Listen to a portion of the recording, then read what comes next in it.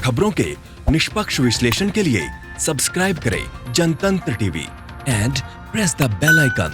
Never miss any update.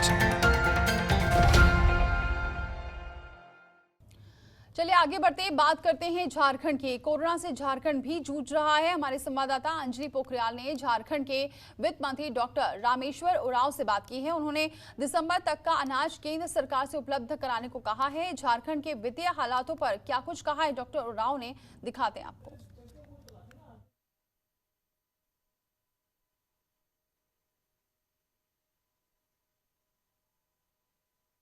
हमारे साथ रामेश्वर उरांव जी है। रामेश्वर जी वित्त मंत्री है झारखंड के और काफ़ी वरिष्ठ नेता है कांग्रेस में। सर स्वागत आपका जनतंत्र। बहुत धन्यवाद, बहुत धन्यवाद। सर कोविड-19 से पूरा आपका राज्य लड़ रहा है, बहुत छोटा राज्य है, गरीब राज्य है। किस तरह वित्तीय हालत इस राज्य की है? देखिए वित्तीय हालत तो बहुत ख़राब है। जो कुछ मिलता था वैट से, एक्साइज ड्यूटी से, प्रोफेशनल टैक्स से कुछ मिल जाता था, सब अभी बंद है लगभग। ये अभी 25 मई से कुछ शुरू किए हैं तो कुछ कुछ आ रहा है, लेकिन उससे कुछ फ़ायदा नहीं है, बूंद बूंद आ रहा है। अब तालाब कब भरेगा उसका पता नहीं, लेकिन स्थिति खराब हो गई है। भारत सरकार ने कुछ पैसे ज़रूर भेजे, लेकिन वो नाकाफ़ी हैं। जो पैसे भेजे वो काफ़ी नहीं है। भारत सरकार हम बार बार अनुरोध कर रहे हैं आप लोगों के मार्फत से, चिट्ठी भी लिखे कि हमको मदद की ज़रूरत है। हम छोटे राज्य हैं, गरीब राज्य हैं, पिछड़े हुए राज्य में से आते हैं। हमको ज़रूरत है इस समय पैसे की। अब पैसा कितना लगता है आप जानते हैं, भारत सरकार जानती है कि महीना खर्च कितना कितना होगा। हम रेवेन्यू कलेक्शन हमारा है, कितना एक्सपेंडिचर है, कितना का बजट है, सब भारत सरकार को मालूम है। ऐसी स्थिति में हम फिर आपके मार्फत से हम अपील करेंगे भारत सरकार से कि हमें हेल्थ के सेक्टर में हेल्थ को आगे बढ़ाने के लिए, स्वास्थ्य को आगे बढ़ाने के लिए, और 6 महीने के लिए अभी राशन दिया जाए, अन्न दिया जाए, हमको अन्न सामग्री दिया जाए एफसीआई से। एफसीआई का गोदाम खोला जाए और हमको 6 महीने का, और पूरे पॉपुलेशन को, जो समृद्ध है उनको छोड़ करके बाकी पॉपुलेशन भारत सरकार को मालूम है। फिर मैं कहूँगा 6 महीने का दिसंबर तक का अनाज दिया जाए ताकि अपने लोगों को हम खिला सकें। सर पीएम केयर फंड से सब राज्यों को पैसा बांटा गया, झारखंड के पास भी कुछ हिस्सा आया। कितना अमाउंट आया है और क्या झारखंड की जनता के लिए उतना अमाउंट काफ़ी है? मतलब अगर हम बोले कि ये पर्टिकुलर अमाउंट आया है और इसके लिहाज से झारखंड को इतना मदद सेंटर की तरफ से मिली है कोविड से लड़ने के लिए, तो आप सेटिस्फाई हैं उससे? और जनता को आपको कितना लगता है कि उस अमाउंट से कितना आप उबर पाएंगे? देखिए मैं बताऊं कि पीएम केयर्स फंड से 8.67 करोड़ आवंटन हुआ है झारखंड के लिए। मैं फिर कहूँगा, मैंने पहले बता दिया आपको स्थिति झारखंड की, वित्तीय स्थिति कैसी है ना। ये बहुत ख़राब स्थिति यहाँ की है। तो 8.6 करोड़ तो कुछ भी नहीं है। हमारे साथियों ने, कांग्रेस के साथियों ने हिसाब लगाया कि पॉपुलेशन के हिसाब से कितना हिस्सा मिलेगा 8.67 करोड़ का, तो उन्होंने पाया कि 2 रुपये मिलेगा। 2 रुपये मात्र हिस्सा मिलेगा अगर हम दें, सबको मदद करना चाहें। और अभी मैं ये बताना चाहूँगा केंद्र की सरकार को कि देखिए अभी मंदी, पहले से मंदी आ रही थी।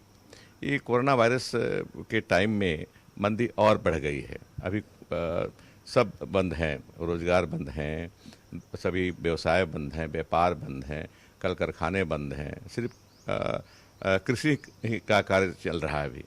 तो इसको बढ़ावा देने के लिए डिमांड को बढ़ाना होगा, और डिमांड बढ़ाने के लिए कांग्रेस ने शुरू से ही कह रखा है कि आप डायरेक्ट पैसा दीजिए लोगों को, डीबीटी के मार्फत से आप किसानों को दीजिए, मजदूरों को दीजिए, छात्रों को दीजिए, और को दीजिए, गरीब लोगों को दीजिए ताकि उनके पास पैसे हों और पैसे को खर्च कर सके बाज़ार में, ताकि बाज़ार का जो माल है बिके और उत्पादन आगे बढ़े और फिर इनकम दोनों का बढ़े, और फिर एक साइकिल बन जाता है इकोनॉमी का, है ना। और उससे डिमांड बढ़ता रहे और उत्पादन बढ़ता रहे, लोगों को रोज़गार मिलता रहे, इनकम बढ़ता रहे। ये हम रिक्वेस्ट करेंगे कि आप, ये नाकाफ़ी है 8.67 करोड़, तो आप अभी भी कांग्रेस के जो मांग है डीबीटी के मार्फत से हर वर्ग को कुछ ना कुछ दीजिए, समृद्ध लोगों को छोड़ करके। अरे ये इसको देखिए ना, आप खोमचा वाला कर्ज दे रहे हैं 10,000, उससे क्या होगा? बात हो रही है खोमचा वालों से, बोला कि हम कर्ज देके क्या करेंगे, कहाँ करेंगे सामान, कौन आए खरीदने के लिए? खरीदार तो है नहीं। दुकान यहाँ रांची में लोग खोल के बैठे हुए हैं, दिन भर बैठे रहते हैं, खरीदार नहीं आता है। लोगों के पास पैसे नहीं है, परचेजिंग पावर खत्म हो गया लोगों के पास। इसका इलाज एक ही है कि लोगों को आप डिमांड बढ़ाने के लिए पैसे दीजिए, डायरेक्ट पैसे दीजिए, तभी स्थिति का सुधार होगा। अर्थव्यवस्था पूरे भारत वर्ष में और झारखंड में ही अर्थव्यवस्था में गति आएगी। सर, कांग्रेस सरकार शुरुआत से ही इकोनॉमी को लेकर, जीडीपी के, चाहे सेंटर की होगी चाहे अन्य राज्यों में स्टेट की सरकार होगी, शुरुआत से ही इकोनॉमी को एक बड़ा एजेंडा उन्होंने बनाया है। उन्होंने कहा है कि देश में कोई भी मुद्दा इकोनॉमी से बड़ा नहीं हो सकता। तो झारखंड की सरकार के लिए एक वित्त मंत्री के तौर पर आपका क्या ब्लूप्रिंट है, क्या रोड मैप है कि आने वाले, आज चलिए हम अगर 2020-21 की बात करें तो वो हमारा एक कोविड में निकल गया, तो आने वाले सालों में आप किस तरह इस राज्य की जो इकोनॉमी है उसको पटरी पे लाने की कोशिश करेंगे? आपने ठीक प्रश्न पूछा।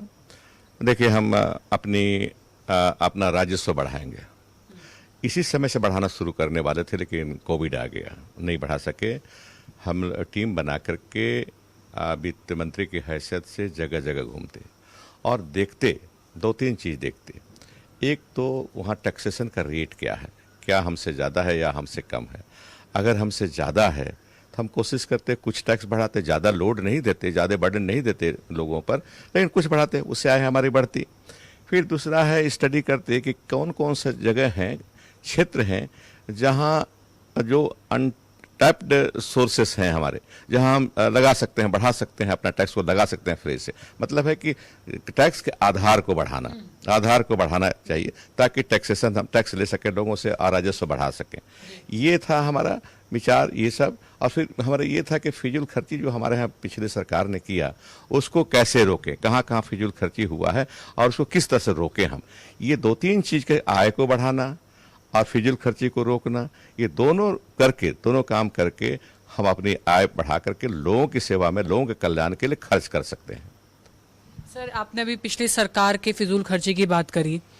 अगर मैं थोड़ा सा पिछले सरकार के कुछ पॉलिसीज के बारे में बताऊं तो ये जो आपकी गठबंधन की सरकार है, इन्होंने करप्शन को लेकर पिछली सरकार की सारी फाइलें खोल दी हैं।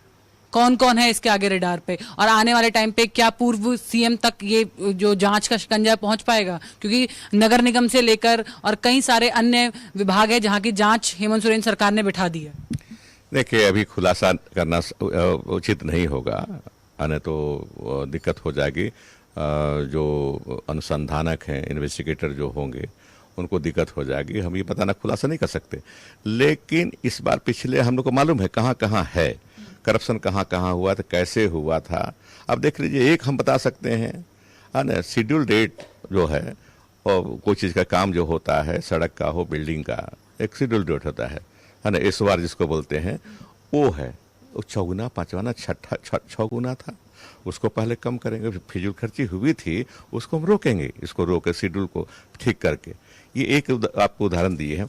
इससे और भी फिजूल खर्ची हुई है, उसको रोकना है, रोकेंगे हम।